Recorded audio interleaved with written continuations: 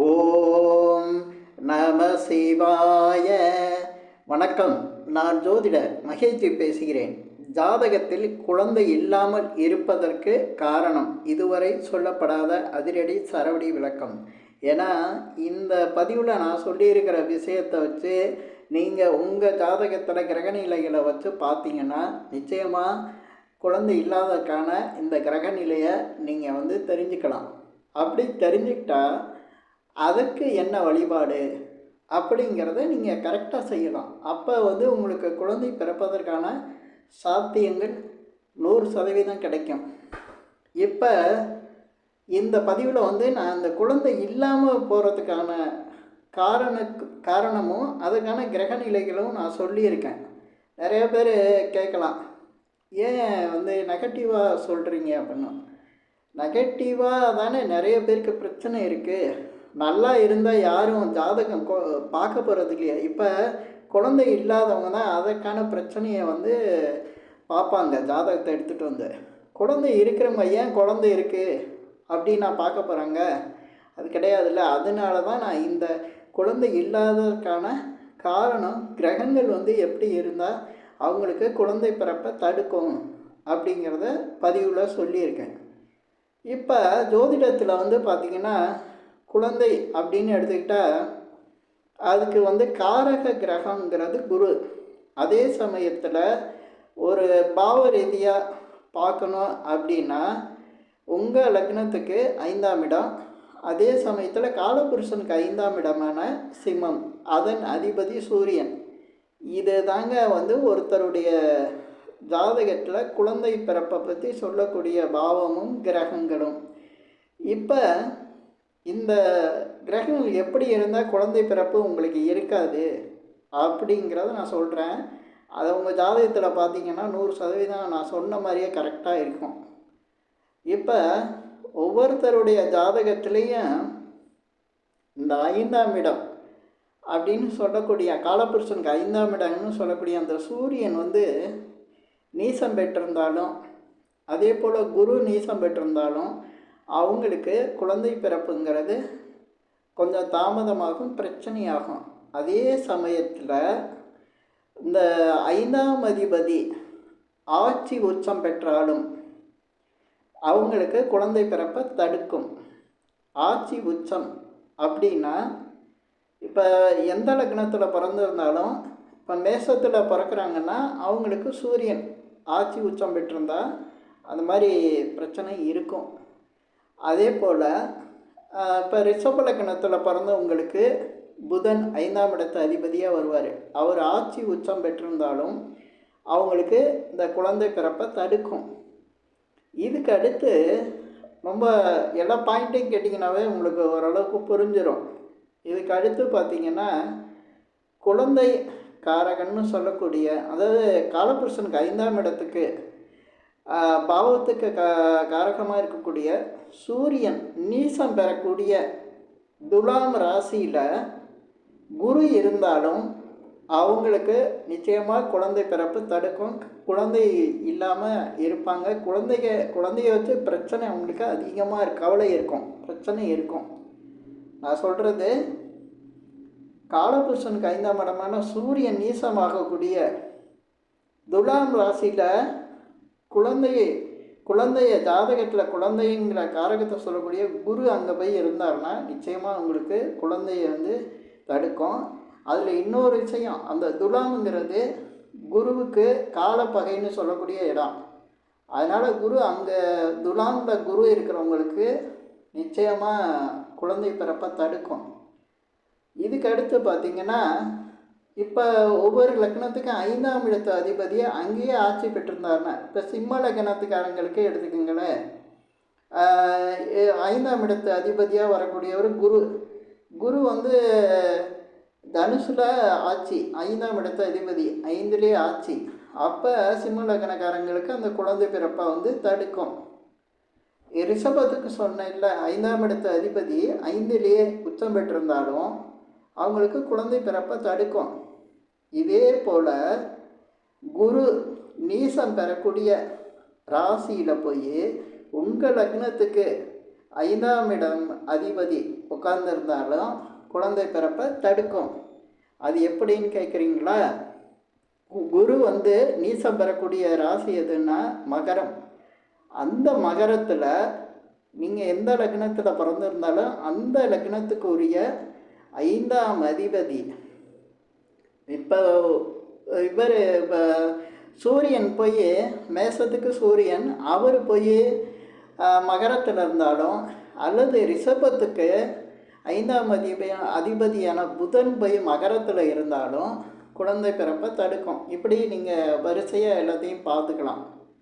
இந்த மாதிரி குழந்தை பிறப்பை தடுக்குது, குழந்தை இல்லாமல் இருக்கிறாங்க, அது மட்டும் கிடையாது. இந்த இது வந்து சில டேஞ்சரஸையும் உருவாக்கும். ஜாதகத்தை முழுசாக பார்த்தோம்னா நம்மளுக்கு நிறைய விஷயங்கள் கிடைக்கும். ஏன்னா சுய ஜாதகத்தை வச்சு பேசும்போது நிறைய கிடைக்கும். இது நான் பொதுவான இது சொல்லும்போதே நிறைய விஷயங்களில் நான் வந்து சில இதை வந்து ரொம்ப துல்லியமாக வர முடியல. ஏன்னா சில பேருக்கு எப்படின்னா குழந்தை பிறந்தவுடனே கணவன் மனைவி பிரிவாங்க. ஆனால் நிறைய பேர் நினச்சிக்குவாங்க நம்ம குழந்த பிரச்சனை கிடையாது, நம்ம கணவன் மனைவிக்குள்ள அண்டர்ஸ்டாண்டிங் சரியில்லை அதனால பிரிஞ்சிட்டோம் அப்படின்னு நினச்சிட்டு இருப்பாங்க. உண்மையிலே அந்த குழந்தை பிறந்ததுனால தான், குழந்தை இல்லாமல் இருந்தால் 2 பேரும் ஒன்றா தான் இருப்பாங்க. குழந்தை பிறந்ததுனால தான் தாய் தந்தை பிரிவு ஏற்படும். இப்போ இந்த மாதிரி நான் சொன்ன இடங்களில் கிரகங்கள் இருந்தால் நான் என்னென்ன சொல்லியிருக்கேன், 5ஆம் அதிபதி ஆட்சி பெறுறது, உச்சம் பெறுறது, அதே போல் சூரியன் நீசம் பெறக்கூடிய ராசியில் குரு இருக்கிறது, துலாமில் குரு இருக்கிறது, அதே போல் மகரத்தில் குரு நீசம் பெறுறது, அப்படி இல்லைன்னா அங்கே சூரியன் இருக்கிறது. இப்படி அந்த 5ஆம் அதிபதி எங்கெங்கே பாதிக்கப்படுறாரோ, 5ஆம் அதிபதி பாதிக்கப்படக்கூடிய இடங்களே நிறைய பேருக்கு தெரியலை. அதனால தான் நான் இந்த பதிவில் இந்த மாதிரி சில விஷயங்களை சொல்கிறேன். இப்போ நான் சொன்னதெல்லாம் வந்து உங்கள் அது குழந்தை இல்லாதவங்க ஜாதகத்தை எடுத்து வச்சு பார்த்தா தெரியும். அதே போல் குழந்தை பிறந்தவுடனே கணவன் மனைவி பிரிஞ்சவங்களும் இதை எடுத்து பார்த்தாங்கன்னா கண்டிப்பாக அவங்களுக்கும் புரியும். அது மட்டும் இல்லாமல் இன்னொரு புது விஷயத்தையும் இதில் சொல்கிறேன். இப்போ இந்த 5ஆம் அதிபதி பாதிக்கப்பட்ட இடங்கள்லாம் சொல்கிறேன்ல, 5ஆம் அதிபதி ஆட்சி பெற்றது, உச்சம் பெறுறது, அதே போல் துலாத்தில் சூரியன் நீசம் பெறுறது, துலாத்தில் குரு இருக்கிறது, அதே போல் மகரத்தில் சூரியன் இருக்கிறது, குரு நீசம் பெறுறது, இதெல்லாம் சொல்கிறேன்ல. இதே இந்த மாதிரி இருந்து அவங்களுக்கு எப்படின்னு பார்த்தீங்கன்னா சில பேருக்கு வந்து குழந்தை பிறக்கிற ஒரு விஷயத்தில் கணவன் மனைவிக்குள்ளே பிரச்சனை வரும். கணவனோ அல்லது மனைவியோ குழந்தை வந்து இப்போ வேணாம்பாங்க, சில பேர் குழந்தை பெற்றுக்கணும்பாங்க. இதுக்குள்ளே 2 பேருக்கும் பிரச்சனை வந்து டைவர்ஸ் ஆகும். அந்த குழந்தைங்கிற ஒரு விஷயந்தான் அதில் முக்கியத்துவம் கொடுக்கும். அந்த குழந்தைங்கிற பிரச்சனை வரலன்னா அவங்களுக்கே டைவர்ஸ் ஆகாது. ஆனால் அந்த குழந்தை அப்படிங்கிற ஒரு விஷயத்தை அவங்க பேசும்போது பேசி அதுக்குள்ளே 2 பேருக்கும் வந்து கருத்து வேறுபாடு பிரச்சனை பெருசாகும். அந்த குழந்தைங்கிற ஒரு டாபிக் அவங்க பேச ஆரம்பித்தோடனே அவங்களுக்கு பிரச்சனைகள் அதிகமாகும். அப்படி பிரச்சனை ஆகும்போது அவங்களுக்குள்ள டைவர்ஸ் வந்துடும். டைவர்ஸ் ஆகிருக்கு நிறைய பேருக்கு. ஆனால் காரணம் வந்து அவர் சரியில்லை, இவங்க இந்த பொண்ணு சரியில்லை, அந்த பையன் சரியில்லைம்பாங்க. ஆனால் அப்படி கிடையாது, அவங்க எடுத்த டாபிக் அப்படி. ஏன்னா அந்த கிரகம் அந்த ஜாதகத்தில் பாதிச்சிருக்கும். பார்த்தீங்களா, ஜாதகத்தை எவ்வளோ நுணுக்கமாக பார்க்க வேண்டியது இருக்குது. பிரச்சனை எங்கே வருது, எதை தொட்டு வருது, ஆனால் இங்கே நடக்கிற பாதிப்பு எப்படி இருக்குது. இதுக்கு தான் ஜாதகத்தை ரொம்ப அலசி ரொம்ப நுணுக்கமாக பார்க்கணும். எதை செய்யணும் செய்யக்கூடாதுன்னு கிரகங்கள் வந்து ஒரு தெளிவாக வந்து அங்கே அந்த கிரகங்கள் இருக்கிற அந்த பாவத்தை பொறுத்தும் கிரகங்கள் இருக்கக்கூடிய நிலையை வச்சும் நம்ம வந்து சொல்லலாம்.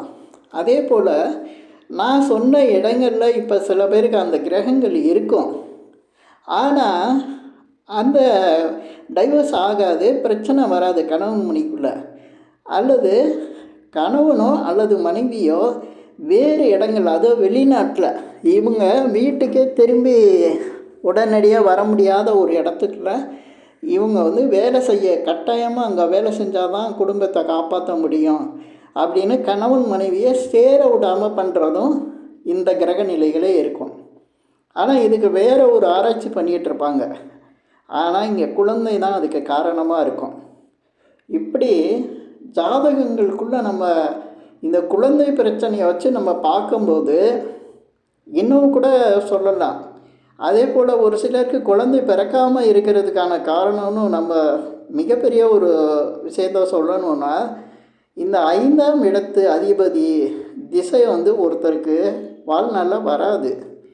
அப்படி வராமல் இருக்கிறவங்களுக்கு குழந்தை பிறப்பே இருக்காது. அதாவது 5ஆம் இடத்து அதிபதி திசை வரலன்னா கூட அவங்களுக்கு இப்போ சூரியனோட திசையோ அல்லது குருவோட திசையோ அதுவும் வரல அப்படின்னா 5ஆம் இடத்துல ஏதாவது ஒரு கிரகம் வந்து அந்த கிரகத்தோட திசையும் வரல, எல்லாமே லாக் பண்ணியிருக்குன்னா அவங்களுக்கு குழந்தை பிறப்பு இருக்காது. அப்போ இதெல்லாம் இல்லைன்னா கணவனுக்கு அல்லது மனைவிக்கு எப்படி இருக்குன்னு பார்த்து தெரிஞ்சுக்கிட்டு அதற்கான ஒரு வழிபாடுகளை செய்யணும். அதே போல் ஜாதகத்தை பார்த்து இந்த நிலைமைக்கு தகுந்த மாதிரி அவங்க வாழ்க்கை நிலையும் மாற்றிக்கணும். இதுதான் நம்ம ஜாதகத்தில் தெரிஞ்சுக்கிற விஷயங்கள். ஏன்னா நான் இப்போ இந்த பதிவில் சொல்லியிருக்கிற விஷயங்கள் தெரியாமலே பல பிரச்சனைகளை உண்டாக்கிடுவாங்க. இப்போ கிரக நிலைகள்லாம் இப்படி இருக்குது அப்படிங்கிறது நிறைய பேருக்கு தெரியும். நான் சொன்ன விஷயத்தில் ரொம்ப முக்கியமானது, அந்த குரு வந்து துலாத்தில் இருக்கிறவங்களுக்கு பெரும்பாலும் குழந்தை இருக்கிறது இல்லை. அதே போல் அந்த எந்த ஒரு ஜாதகத்துலேயும் பார்த்திங்கன்னா 5ஆம் அதிபதி ஆட்சி உச்சம் பெறக்கூடாது அதே இடத்துல. அந்த மாதிரி இருக்கவங்களுக்கும் குழந்தை இல்லாமல் இருக்குது. இப்படி அதே போல் அந்த மகரத்தில் 5ஆம் அதிபதி போய் ஒருத்தருக்கு லக்னத்துக்கு 5ஆம் அதிபதி போய் அங்கே மகரத்தில் இருக்கிறது, இதெல்லாம் வந்து குழந்தை பிறப்பை வந்து ரொம்ப தடுக்குது. அதே போல் இந்த பதிவில் இப்போ நான் சொன்ன விஷயங்கள்லாம் இது பாதிப்பெல்லாம் சொல்லியிருக்கீங்க, சரியாகவே இருக்குது, ஜாதகத்தில் சரியாக இருக்குன்னா என்கிட்ட ஜாதகம் பாருங்கள். அதற்கான வழிகளை வந்து உங்கள் ஜாதகத்திலேயே சில விஷயங்கள் கிடைக்கும். அது ஏன்னா ஒவ்வொரு ஜாதகத்துக்கும் சில வழிமுறைகள் இருக்கும். அந்த வழிமுறைகள் வந்து சரியாக வந்ததுன்னா நிச்சயமாக அவங்களுக்கும் குழந்தை பிறப்பு இருக்கும். ஏன்னா நிறைய பேர் இந்த ஜாதகங்களில் உள்ள விஷயத்தை தெரிஞ்சுக்காமையே மருத்துவ செலவுலாம் அதிகம் பண்ணுறாங்க. அது செலவு ஆகுது. சில பேருக்கு வந்து உடல்நிலை கூட ரொம்ப பாதிக்கப்படுது. அதனால் ஜாதகத்தை வந்து நீங்கள் நல்லா தெரிஞ்சிட்டா அது அந்த ஜாதகத்துக்கு தகுந்த மூவிங்கை நீங்கள் செய்யும்போது நிச்சயமாக உங்களுக்கு வந்து நல்ல பலன் கிடைக்கும். இந்த பதிவில் நான் சொன்ன விஷயங்கள்லாம் உங்களுக்கு சரியாக இருந்தது, பிடிச்சிருந்தது அப்படின்னா லைக் பண்ணுங்கள், அதே போல் ஷேர் பண்ணுங்கள், இந்த சேனலுக்கு சப்ஸ்கிரைப் பண்ணுங்கள். என்கிட்ட ஜாதகம் பார்க்கணுன்னா மட்டும் கீழே இருக்க என் நம்பருக்கு கால் பண்ணுங்கள். நன்றி, வணக்கம்.